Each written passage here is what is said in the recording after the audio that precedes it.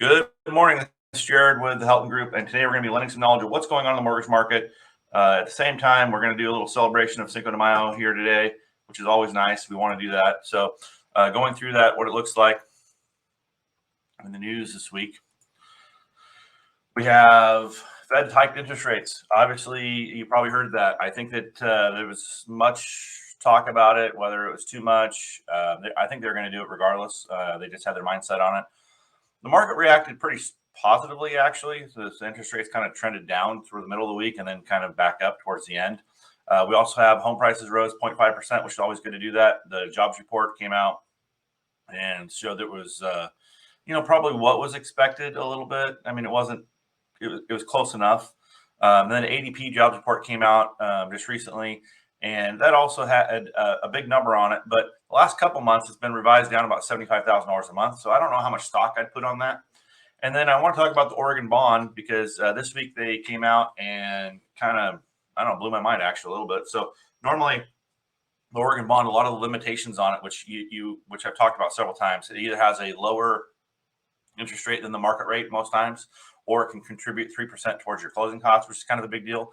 It went from the purchase price limit of $349,000 and change up to $491,000 and change. She's talking about a $140,000 increase. So that's huge. I think that's going to come more into play. I think I was either the number one or number two lender in Oregon bond in Lane County last year, so I'm really familiar with it. I'm happy to help if you have any questions on it, or if your office needs a presentation on it. And then what we got going on in the mortgage market for interest rates. So interest rates, as I mentioned, they kind of, I don't know, probably flat over the week for the most part, which is, kind of what we'd expect.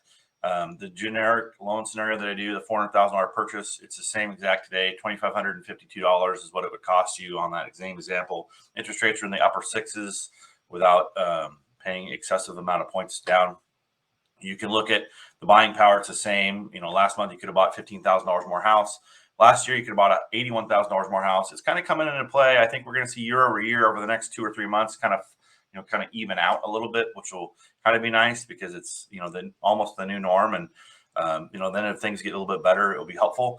And speaking of when things get better, next Wednesday is the inflationary reports, and I think what happens on that is we should see a reduction, which should help with interest rates, but no telling how the market reacts to that.